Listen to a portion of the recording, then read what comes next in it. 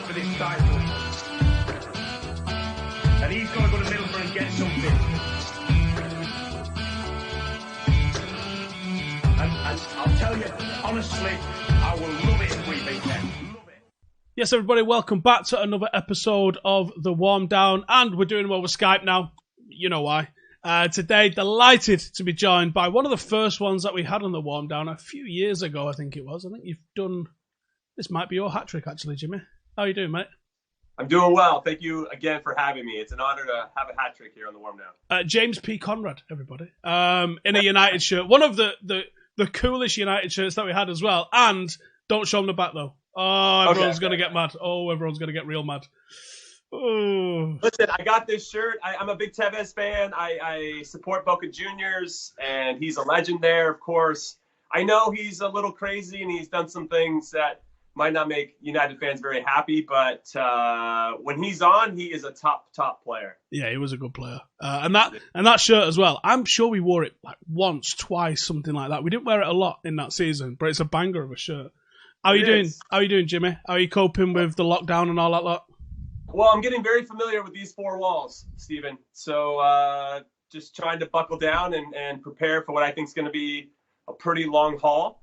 But trying to keep spirits up, trying to keep my kids entertained and engaged. And we live in San Francisco now, so we have a little bit more space than we did when we lived in New York City, which is getting hit pretty hard. So I'm pretty nervous for a lot of people that I know and care about there. But just trying to be smart, not going out, staying home, washing my hands incessantly, and just trying to keep a smile on my face the best that I can and help support others that need a smile as well. What is the situation? What's the rules, if you like, in San Francisco at the moment in terms of going out? Well, California's been on lockdown for about 10 days. So essentially restaurants and pubs and all that are closed for the general public. You can get takeout, but which we're trying to do to support local restaurants. But there's no more sitting down. There's no more congregating. It's 10 people or less, but I still think that's probably a little bit too much. Ozzy's 3, yeah. Yeah, it's got to get down a little bit more. I mean, I've been to the grocery store. I've only been out once in 14 days. It was to the grocery store, and a lot of people are wearing masks, and they're not letting people in. There's a line outside, a queue, as you guys say. 6 feet, they have little markers, and then they let people in 2 or 3 at a time so that there's a lot of space to walk around. Thankfully, all the healthcare workers and grocery store people on the front lines that are doing it every day. I mean, I have so much respect for them to kind of keep everything going, because it could be pretty crazy otherwise. I think I've learned throughout this process, and you've seen it in the movies, but it's a really thin line between chaos and order. And we're straddling that line right now. So I'm really thankful for the people that are out there doing the hard work and making sure that society is still kind of moving in a somewhat normal way, given the circumstances. Yeah. How about you? How are you guys doing? I think we're doing okay. By the sounds of it, the lockdown in California sounds really, really similar to what we're experiencing over here. They're saying all non-essential travel, just don't do it. Only go to the shops for essential groceries and stuff like that. So there's no clothes shopping. That's finished. All retail stores are closed.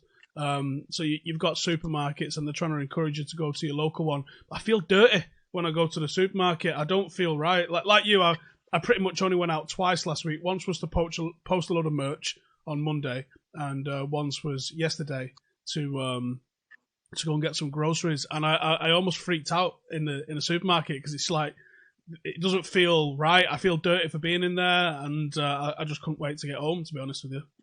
Yeah. No, it's when I went and picked up food the other night, I had a mask on. I should have brought gloves. Like, I'm just trying to be sensitive to everybody that's around me. I kind of walk around with the assumption that I have it or have had it. I was in Madrid for El Clasico, which, as we've now learned, that was about a week and a half before everything started to blow up there. So you'd like to think that I was exposed to it in some capacity. But, I never really had any meaningful symptoms. It's kind of that time of year where you kind of feel fluish. So sometimes I'll feel a little bit, but it's like, am I creating that in my head, or is it real, or am I trying to feel sympathy for the people that do have it? I mean, there's a lot to unpack here. And when you're kind of stuck in the house, you just start to think about it more and more and more. Because, I love watching Netflix. I love watching old games and stuff. But you get a little stir crazy. Yeah, and I think you're right. There's no such thing as like an innocent clearing of your throat anymore. Everything is like, I got the Rona. That's me. Yeah, I've definitely got it now. And you know, I think everyone's probably hamming up every single tiny little symptom and overanalyzing it. And I think you're right. A lot of it is overanalyzing. And going back to something that you just said a second ago about that fine line between, you know, order and chaos. There's been loads of stories of people kicking off in supermarket lines and stuff in England, which actually are turning out to not be true, but they're so believable because you can really see that it's about to go off almost. It's like people are just about keeping a lid on it, but like it'll take one spark. Very much like happened a decade ago with the riots that happened all over the place. Started in London, in Birmingham, and in Manchester.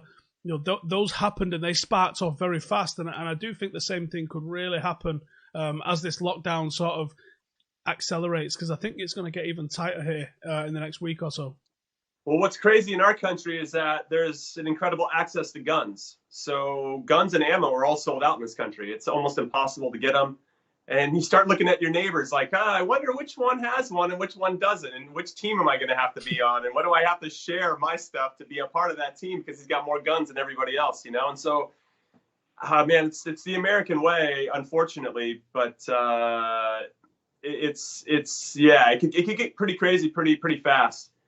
But I think California in particular is trying to get ahead of it, and as for me as a former center back who prided myself on this, they're trying to anticipate and read the game, you know, and not necessarily, and this isn't me as a player, I always trusted my coach, but the coach in our country, our president, is not a good leader.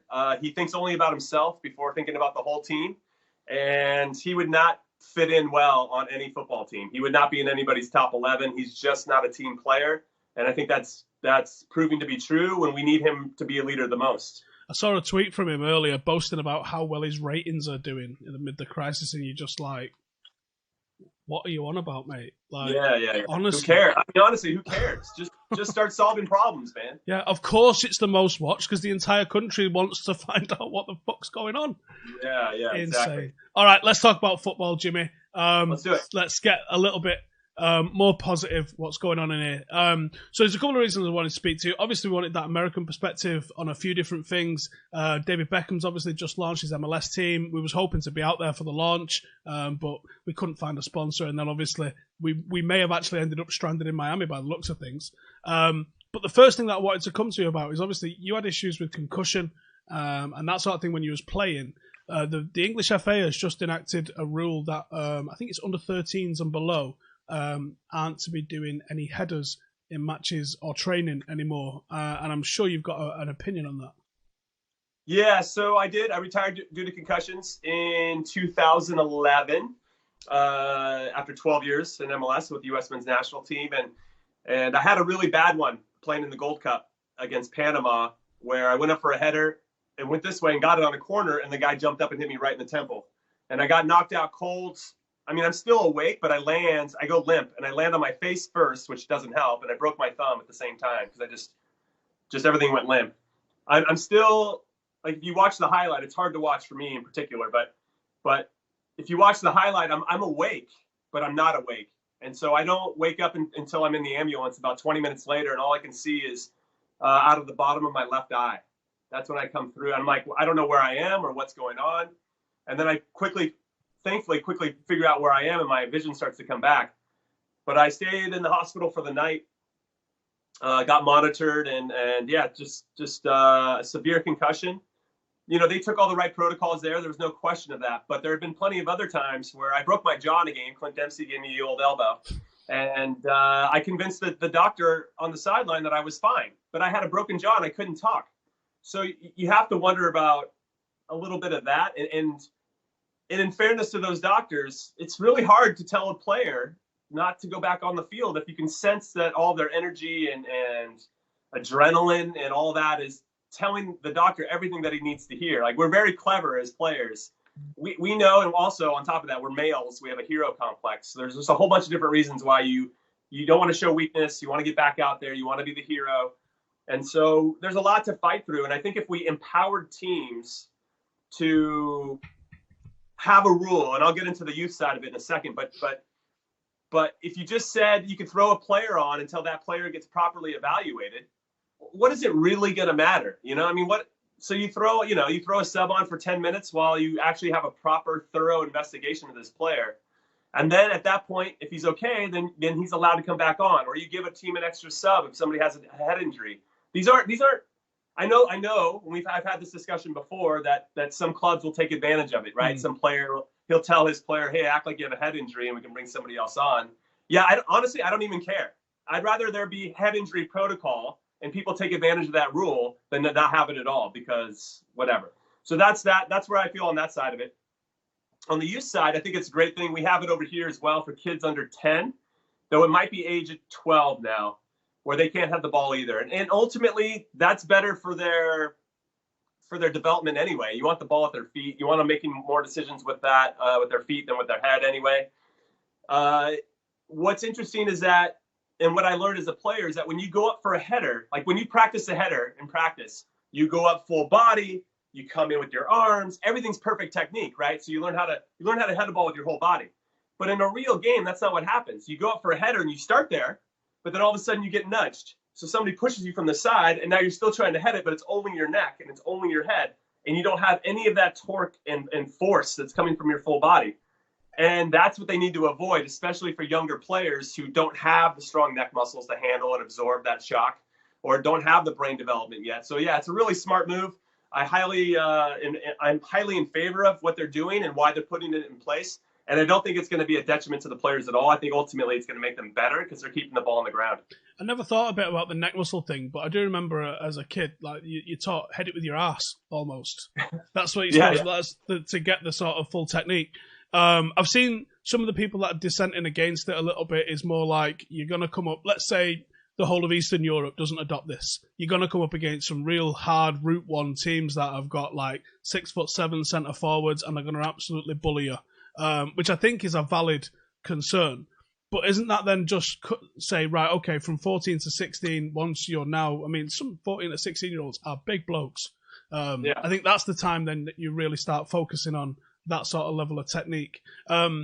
If heading was done away entirely in the game, how do you think it would change the game?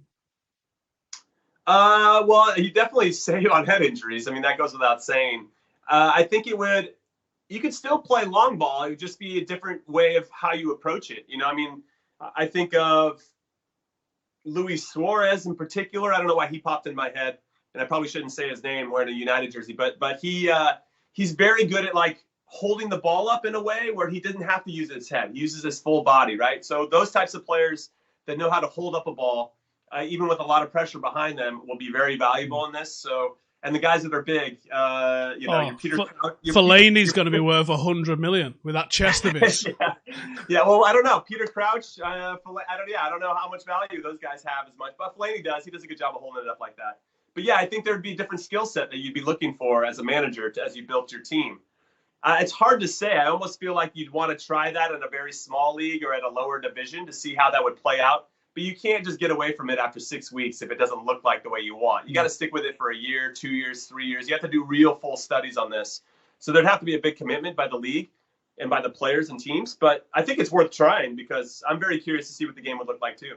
Yeah, obviously there's been some amazing headed goals scored, and headers are a massive factor in a centre half, obviously, and their skill set. But I think you could still have a very enjoyable game. I mean, most of us have played five-a-side where there's a no overhead height rule, headers aren't in that, and no one's ever gone, I'm not playing five-a-side, mate, and I like to head the ball. That's a great point. So I think the game could easily adapt. There might be a blend, though, where it's just not on goal kicks. It's not on goalkeeper punts, right? It's just the only time you can head is on a cross, right? If a ball is being crossed in the box, then you kind of still keep that attacking prowess. The ball's getting whipped in. Speaking from experience, aren't hit. Some of them are hit hard, but they're not hit hard enough where it's like this big floating ball and everybody's trying to attack it, and that's where you can get more collisions. So maybe you start there. Maybe you start with kind of easing heading out of the game, but you allow to see how it does in crossing and leaving that in. So you think it's the goal kick sort of style of like 80-yard punt? That's the problem. Yeah. It just leads to kind of, they're just 50-50 balls, right? I mean, it's not like you're playing the game. You're just throwing it back into the scrum and seeing what happens. So if you could eliminate that, But then obviously people are going to go like, well, Jimmy said you could cross. I mean, I don't know. We'd have to define the rules of what a cross is, right? But maybe if you're in your attacking half and you whip a ball into the box, that's when you can head it. But you can't hit a ball into the box if you're in the defending. If you're in your defensive half. Maybe you do it like the opposite of what basketball. Basketball have the backcourt rule. Maybe there's the forward court rule. So when it's forwarded from the other half, you can't edit. But if it's crossed within the same half, that'd be pretty easy to implement, I reckon. I think so too. I don't think it would take long for people to adapt to that. I'm sure you'd have to call it a few times, but yeah, I don't know. I think we just solved. I think we just created world peace for headers. FIFA, call me. All right. The other thing we was going to massively touch on, and we'll get into this actually after the Beckham thing. So David Beckham's obviously just launched Inter Miami FC. Pretty gutted that we didn't go and check out the launch of all that lot. MLS is 2 weeks in, I believe, when all the games got called to a halt. Yeah. What's the impact being over in America with Beckham getting his own team? I think it's a big deal. You know, when he speaks, people listen. So, for instance, when he was doing kind of his media tour for Inter Miami to promote his new team, he's on all the top shows. Good Morning America, The Today Show. He's talking to the New York Times. He's on you know what I mean? Like, he is everywhere. You can't get away from him. That's how big of a celebrity he is. That's what kind of presence and aura he brings. And MLS can't pay for that type of marketing. So his presence is massive to the league. I'm excited that he's involved because when he was here as a player, he made a lot of things happen behind the scenes that benefited the players and benefited the way the players should be treated. His attention to detail with the little things, it just continues to raise the bar for how the game should be conducted over here. And I can't say enough about his influence. I know he's pretty humble. I'm sure you've met him a few times. He's very humble and down to. No, you haven't met him. Well, maybe at one point you will. Only when I was 14. Maybe he stood. I mean, maybe he was a little bit different then because he was at the peak of his, his playing thing. But he's so humble and down to earth and really sweet, and things matter to him. He cares, and so and he cared about the little players that were going through some struggles. And I can't say enough about the guy. And so I'm excited he's involved. It's unfortunate the league had to stop because they had some momentum. I thought this was going to be this is the 25th year of MLS's existence. So really just pushing on. We're adding more teams, new markets. So there's a lot of good things that are happening, but I think ultimately the season's going to be shut down for the year. I don't think sports coming back anytime soon, and I think sports and music concerts in particular are going to be the last things that governments allow to happen again. Now we might have some stuff behind closed doors, but with the fans, I don't think that's happening anytime soon. No, I actually saw. Well, I guess it's one of Beckham's other teams, or his other team, I should say, Salford City. Banged an advert out earlier. They're recruiting an 11 of esports players, which I think is probably a smart move to dip their toe into the esports world because I've been playing Football Manager. People have been showing up. If you want to watch that, we're on Twitch. I'll throw the link in the description. People have been showing up watching that and saying, I don't care that it's not even real. I'm watching 22 blokes. I'm happy. So it looks like there's a few people are starting to dip their toe into that. But I've heard everything that you've said about Beckham. I've heard in buckets. We was hoping, obviously, to speak to David when we was in Miami. That's something we've been working on nearly a year. So a bit gutting that we didn't manage to get out there and get that done. Because, did you watch the Legends game that he played in at Old Trafford last year? Yeah. Are you telling me that he wouldn't probably get a game for a Premier League club at the moment? He looks sensational, didn't he? Yeah, so he did a lot of training with my weight coach. When he played for the Galaxy, the weight coach at the time was the guy that I grew up with, who basically I led. What's his name? I owe Jim Liston. I owe a great deal of success to Jim, and so David would go and train at this place, and there's just I know how hard he works behind the scenes. I as I got to know him as a player and heard stories, and then saw it up close. The guy puts it in, man. He is all about an honest effort. So as I learned more from Jim that what David's workout was, because I still work out a lot too. I'd like to think I could fit in, maybe not to Premier League, but at least play at a certain level. But yeah, there's once you kind of get that seed planted in you that you just want to put in a good, honest effort into any kind of exercise, it stays with you your whole life. So it doesn't surprise me that he's super fit and ready to go. Yeah, I'd heard a lot of stories about how much training he'd done in the build-up to it. Like he was hiring out Loftus Road and getting some of his son's mates to just turn up 20 of them and then play him in, and he'd play a full game. and I can imagine he absolutely ran it. Like, just playing against his kids' mates, that's not even going to be fair, is it? I mean, it looked like he was playing against geriatrics when he played against that Bayern Munich Legends team, so I can't imagine what sort of carnage he caused. What was his lasting impact, do you think, then, on the MLS? Because watching him from England, the MLS got ridiculed a little bit in the early days, but I think lately, and I think it's earned this right as well, it seems like there's a real fan culture that seems different in every place. And that was something I really wanted to touch on when we went over, obviously before the trip got cancelled. It seems like there's a real unique fan culture setting up around some of these clubs in the MLS. Yeah, for sure. The supporters' cultures have changed a lot. I would say that the lasting impact for David Beckham was the rule they created to get him into the league. So they created this designated player rule, which allowed owners to buy any player they wanted and pay him whatever they wanted, and they wouldn't hit the salary cap. Yeah. And that really changed the complexion of the league because it allowed the owners to compete a little bit, right? Because our salary cap and the way our league is built is all the players are owned by actually MLS. Yeah. And so everything's tightly controlled. But this allowed the owners for once to finally go out and just kind of handpick who they wanted without having to ask anybody, not asking for permission at all. And that really spawned a new era for us as a league overall, and it really helped grow the game in this country in a meaningful way. So I can't think of him enough for all the impact that he's had, both on and off the field. But with regard to supporters culture, man, I think you'd be blown away by what you're seeing over here. I will say that it seems, and you can correct me if I'm wrong, that a lot of the rest of the world takes their cues from like pop culture, music, movies, books to a certain degree from America, right? Like there's like a nice creative hub here, obviously. But for us as a soccer nation, we take our cues from everywhere else from around the world. So we might steal a chant from Argentina. We might, see some tifo that we like from Italy. We might like, when you guys march to the match or whatever it is in England or whatever kind of traditions, and we can just kind of handpick all this stuff. And I think some of our supporters have done a great job. Now, sure, it mirrors a lot of the stuff that you see elsewhere, but it doesn't mean less. It means something to these people. And I think what's really changed, and I'll use Atlanta as an example, nobody thought Atlanta was going to do good in terms of, properly building a community and properly building fans. And they get 70,000 a game. And the fans there have decided they don't want to go watch NFL Atlanta Falcons anymore. They don't want to go watch the Hawks in basketball. They don't want to watch hockey or any of that stuff, because the sense of baseball, the sense of community that you get when you go to a game is so much different than all the other sports. It becomes addicting, right? It becomes your family. It's something bigger.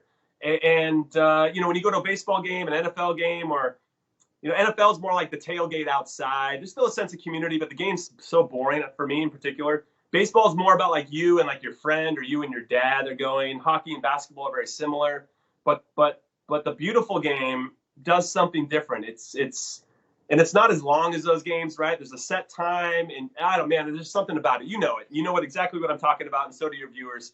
But it's really impacted the sport or the people here in a really positive way, and it's only going to continue to grow, and that's what really warms my heart.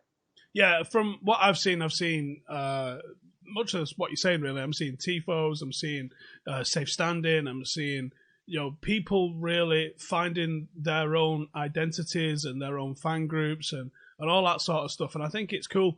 I think United as a club and the Premier League as a whole suffers because out of the darkness of the hooligan age, the all-seater stadiums, the family-friendly atmosphere, I think it went too far one way. Obviously, hooliganism was not good, but hooliganism meant real, authentically intimidating atmospheres.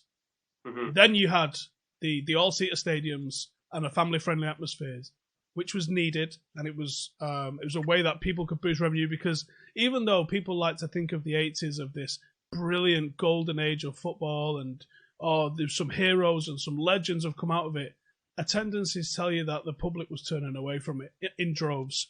United's attendance was down, Liverpool attendance was down, Arsenal attendance was down. Attendances was just down across the board because facilities sucked. There was a chance that you're going to get a crack in the stadium. And the Premier League changed that. And that's one of the things that the Premier League is credited with doing in both good and bad things, because those atmospheres went away because those atmospheres were authentic. There's been a drive lately for a lot of places to manufacture that with safe standing sections or singing sections or atmospheric sections. Like Celtic have got the Green Brigade, United have got the Red Army. Like there's places that are starting to be able to congregate all the fans that want to achieve that. But from looking on the outside, MLS didn't need to do that. It sort of seemed to just spring up in the formation of these teams and the formation of these fan cultures. And the videos that I see, I almost look at them and go, perhaps because they've not had the history of fan-on-fan violence that's been had in the UK, it seems like the fans are almost freer from the off. And I see like LAFC looks like an absolute riot. It looks like a right laugh. Atlanta, as you've mentioned, that looks amazing. Seattle looks good. Tons of these clubs I'm looking at and I'm going, oh my God, I need to go and experience that and see what it's like and get in the middle of all that lot. Yeah, so I went to LAFC for the first time last year when they played the Galaxy. It's called El Trafico, which is a great nickname, by the way.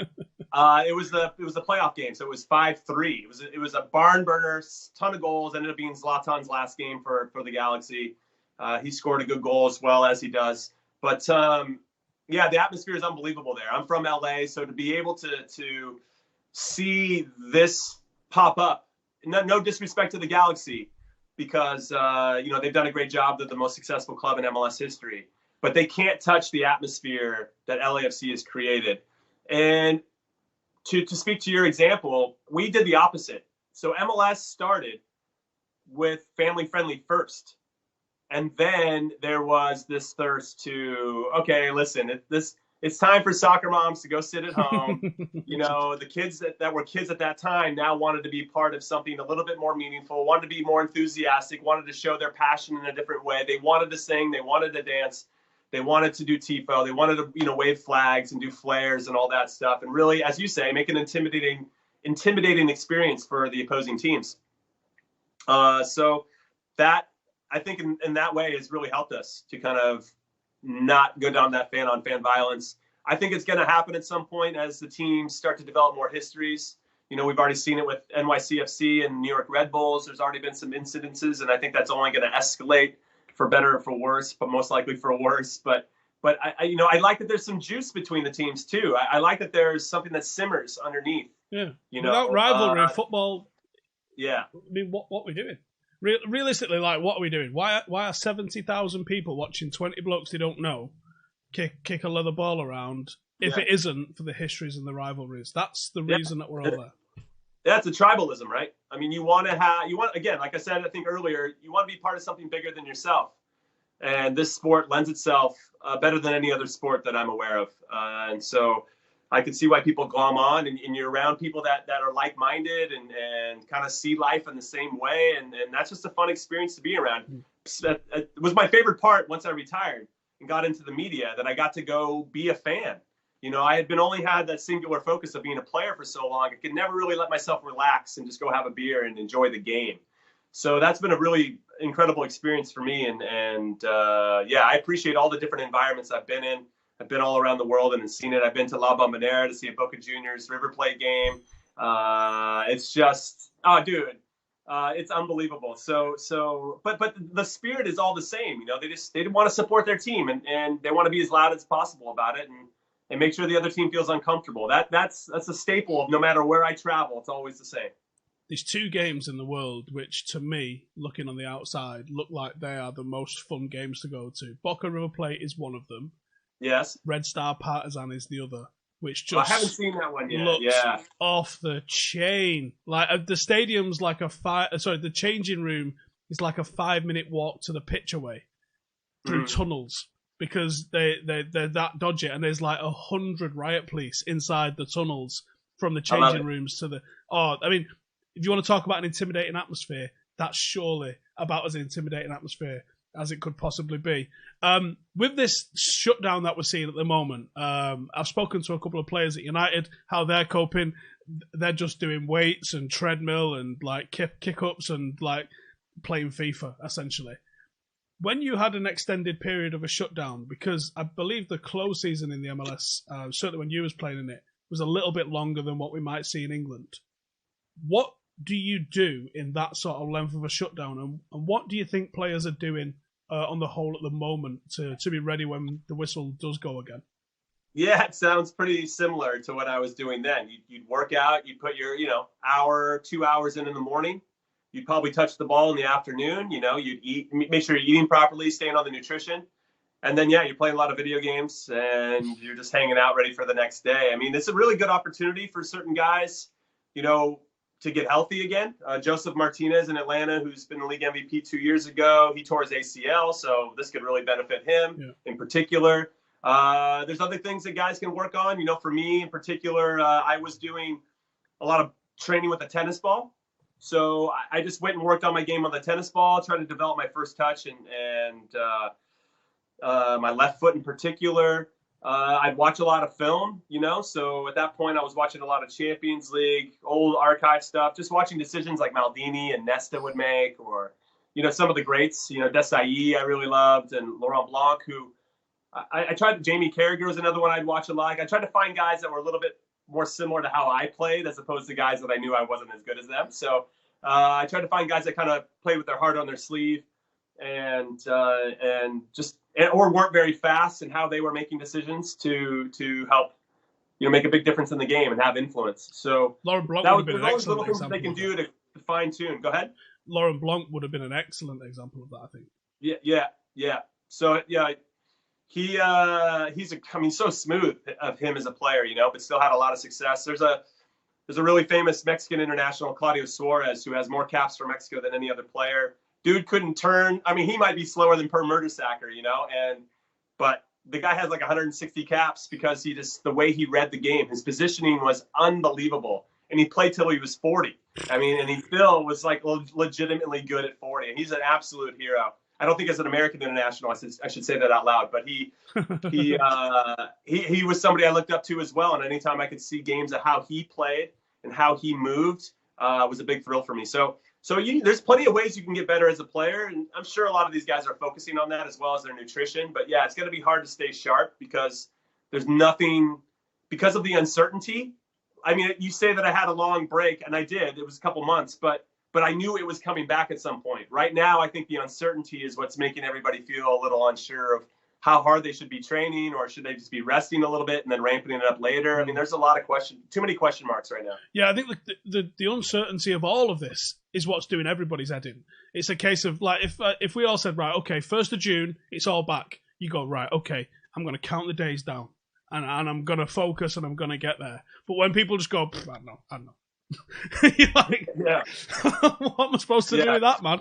And I think you're right. And do you know what? I think the rest for some players is going to be sensational. And we've got Pogba, we've got Rashford. Those two could be fit by the time that football comes back. And bloody hell, I hope they are fit by the time football comes back. That could have a massive difference for us. We've got all the uncertainty about are we going to actually restart the league? Are we going to end it and start a new one? All those things remain to be sorted out. I don't want to get into all those because, again, that's a never-ending question, and we could solve it, and it doesn't matter because no one listens to us. There was another question I was going to ask you. What was it? Oh, that was it. Go ahead. What was you going to say? I was going to say I think Liverpool deserved to win the league. I know that's not easy. I'm wearing a United jersey. I'm on your show. Sorry, you're breaking up. I can't. You might have gone through a tunnel or something. I mean, it's like the world did a Steven Gerrard slip so that Liverpool could not win this pandemic. It's like, if you believe in a God, right, you have to believe that from the start of 2020, he didn't want Liverpool to win this league. Facts, right? He set fire to the whole of Australia. There's been volcanoes. There's plagues, literal plagues of locusts. That's in the Bible. I know that is. Plagues of locusts all over Africa, and then a nationwide pandemic. If you believe in any God, and whichever flavour of God you believe in, you have to believe he ain't a Liverpool fan, for starters. No, I have to agree with that, yes. What I was going to ask you is, as a centre-half, I'm sure you've seen plenty of Manchester United this season.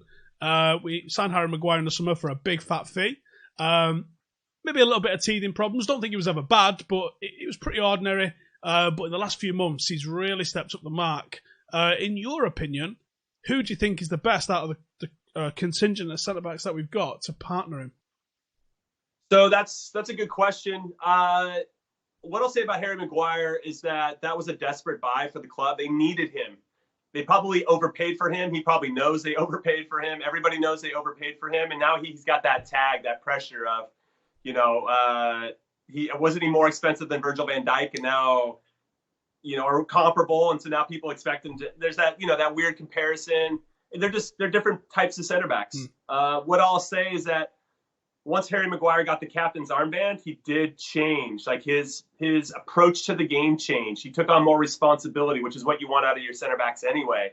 And I think that really elevated his performance. And so I thought that was a really shrewd move by Ole Gunnar to give him the armband. I think he saw that Harry is a player that needs that type of encouragement. Like, you're our guy. We trust you. You're going to lead us. And he's risen to the occasion. So I like that move, and I appreciate what Harry Maguire brings to the table. What I'll say is that I think Lindelof is probably the guy. He's been a lot more steady than he's ever been. I think he continues to quietly impress. He's not going to be perfect every single game, but there's something about his style that I think meshes well with Maguire. I know Bailly's back into the team. I went to do something with United. I think I saw you there like 2.5 years ago. And all the players came out, and I was working with Chevrolet, and they did like something for all the kids that I was there helping out with. And it was like a kicking competition to try to hit like a target. And Bailly couldn't hit it to save his life. And all the players were making fun of him and all that type of stuff. And it was really funny. And then I see Bailly gets his first game back. He's doing step overs in the box. And I'm like, I love this guy. I mean, his confidence is off the charts. Oh, there's so much character about him. Yeah, there is. And there's something I like about his game. And I think sometimes having some personality in your team doesn't hurt as well. But I just feel like when he makes mistakes, they're pretty glaring. And he's a liability in that way. I don't think he's a very good passer of the ball either. So that, I think, works against him. But if you can somehow bypass him in terms of your buildup, then I think he's an option. Or if there's a certain type of player that he's going to go up against, then maybe he's a better fit than Lindelof, who I appreciate, but Bailly's a little bit stronger and I think a little bit more difficult to get around. But Lindelof's a better passer of the ball, and so it really just depends on the rapport. Who does Harry Maguire trust? Who does he feel most comfortable with? And sometimes it's not always the best player. Sometimes it's a guy that he just knows the movement, so his anticipation is better. Or maybe the other player's a better organizer.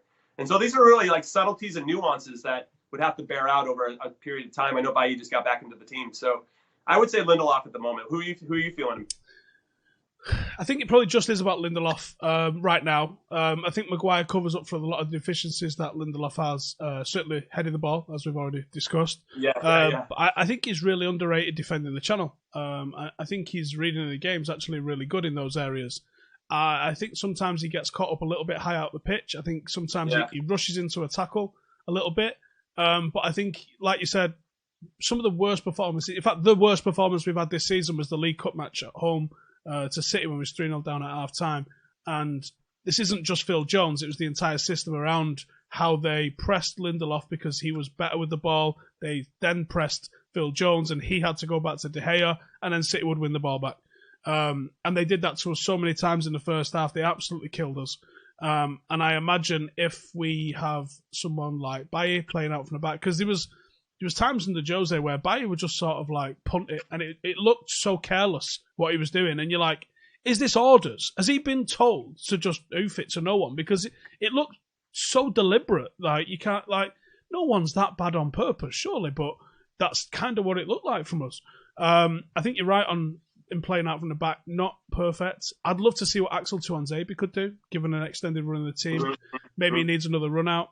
But the talk of bringing in somebody like Koulibaly, I think it's dreaming, but I definitely would be dreaming if we've got someone like Koulibaly. I would be so excited. I'm not like a diehard Manchester United fan. Obviously, a ton of respect for the club, but I would be thrilled for you guys if you got somebody like Koulibaly into the team. I mean, yes, he would definitely raise the level for sure. One of my favorite things about Sir Alex Ferguson and the way he styled his teams, and this speaks to Bailly a little bit, was that.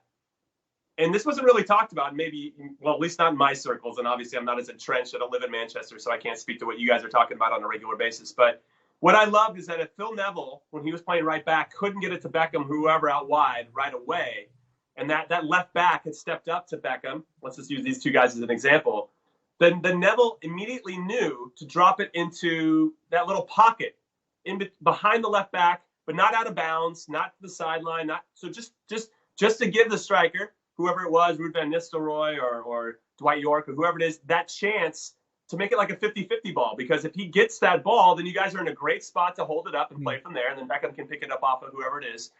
Or the defender has it, and now he's got his back to goal. And now is he going to play it back to his goalkeeper? What is he going to do? He's running towards the end line or the sideline. He's screwed. And it's such a smart, shrewd ball. And it looks purposeful because the timing of the run looks like that's exactly what they planned. And I just thought that they worked through it. And now when I coach, I teach the same exact thing. Like there's certain cues in the game. And if this cue isn't on or plan A, plan B aren't on, then plan C is a nice one if the timing is great. And then everybody knows, okay, this is how we need to react if this is where the ball goes. And Manchester United were so good at it that it looks like magic. I mean, their timing was so good, and they got strikers that knew how to kind of run off the back shoulder of players and hold the ball up, and then they played from there, and then Scholes and Giggs and Beckham could do their thing, and they were off to the races. And even if they didn't win that ball, they'd win the second ball on their pressure because their pressure was so good. And then they'd start playing it from there, and then they're obviously 30 yards up higher, 40 yards up higher up the field. Honestly, it's not Route 1. For me, it's art. And I don't think it gets enough credit, that ball. And so when we bring it back to Bailly, I can see why Mourinho, first and foremost, wants him just to launch it because you just don't trust. Because he thinks he's better than he is with the ball, right? We've seen him do crazy step overs. You're like, dude, relax. Just clear that sucker. And I can understand why Mourinho didn't trust him. But if there was a way that he could just work on, like if we talk about this free time, all Bailly needs to work on is receiving a ball from Maguire, so from his left to his right, taking a touch and just learning how to drop a little teardrop over the left back into that little pocket. That's all I would have Bailly do in this offseason. Just work on that teardrop, baby. But that's what he lacks in his game. If he could just get that in his game, it would open up Manchester United in a much different way and probably give him more playing time. I love that little Phil Neville, David Beckham little anecdote there.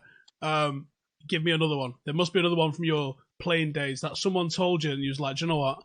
I'm keeping that one. That's mine. Because I'm going to be coaching Stretford Paddock FC very soon. We're going to be hopefully entering the very first stages of the FA Cup. We're going to come up against some experienced sides. What do I need to be putting into the lads, Jimmy? Yeah, I mean and congratulations on that. I hope that goes well. It sounds like a cool experiment. I wish we had as many divisions here as you guys have over there. You know, I think that's one in particular. I think it's really important, and I don't think this gets talked about enough. You need to work on team shape. Like everybody needs to know how to move because if you start defending in ones and twos, what ends up happening, which is fine at the start of the game, everybody's got all the energy and excitement. But then if you have one or two guys going to press and the rest of the team isn't ready, those two guys are going to be pissed and they're going to stop moving completely. So you have to figure out ways where you got to be very clear as a coach as to where you want your team to win the ball and how. And honestly, this is what I did with my U8s all the way up to the 4th division team that I helped coach here. We start with we walk.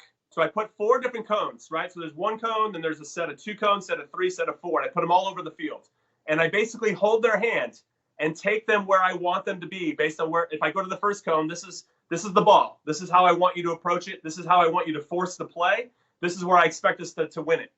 And then we go to the second cone and we just walk. And I make sure and I make everybody take a look around. I want them to get a picture of what it looks like. Because when they win the ball, they need to know exactly where everybody is. So yes, this feels like a defensive thing. It feels like it's unnecessary. It's one of the most important things that you can do. And then you go to the third cone, set of cones, you go to the 4th set of cones. And then you make them jog, right? So now you're just like a light jog. Everybody's moving, keeping their distances the same, right? And then you make them like full game speed. So it's just like a warm-up, but you get everybody on the same page. And then in the game, all of a sudden, when they win a ball, they know exactly where everybody is. The timing of everything is so important. So I would say team shape and then doing some passing patterns, which is the example I used before. Figuring out different cues. Like if this isn't on, what's next? And making sure that everybody has a plan. And then what I tell them is, I'm giving you these are the parameters. These are this is what I expect us and how to move. So team shape for sure. It's not going to be 100%. Sometimes we are going to get broken, and that's when we need our back 4, back 6 to really hold it down. And that's a different layer of defending and teaching that I work on. But this is how we're going to move. when you guys get into the attacking third, that's when I want you to be yourself. You love the game for a reason. If you're in a 1v1 situation, take them on. I don't care if you lose the ball 90% of the time.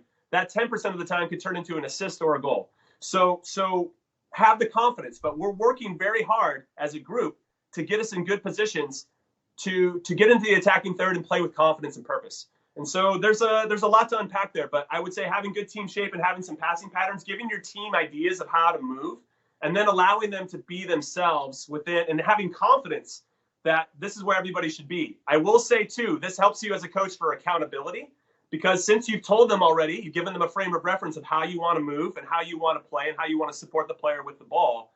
They can't say, well, I thought that you were like, no, dude, this is exactly what I asked you to do. And if you're not doing it, I'm going to find somebody that does. So it's really important from a teaching component as well that you give them black and white, and it's not gray, because if it's gray, then you're going to get a team that doesn't really know what to do and how to move. So anyway, I could go on and on about it, but that's what I got for you. Oh, I think we might have to get you in for a quick hour next time you're in Manchester, I reckon, and see if you can have a run out with the lads, I reckon.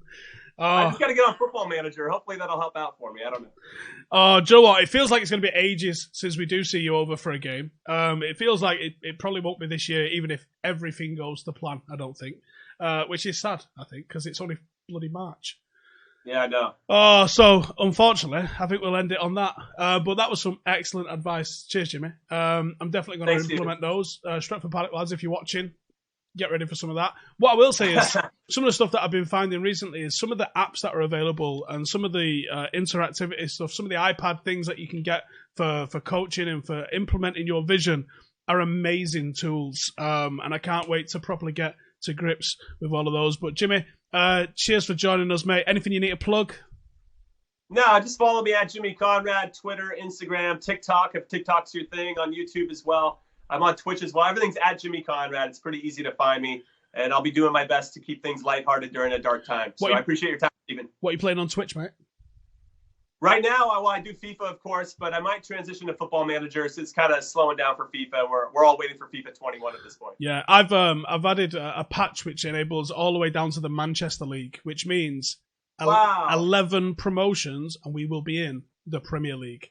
It's going to take me. It took me a week so far to get out of the Manchester League, so we're here for a long haul, I think. But we are prepared. Great. We are prepared. I'm going to tune in and watch then, see how you do. All right, Jimmy, thanks. Everyone, go and check out what Jimmy's up to, and we will see you guys in the next one.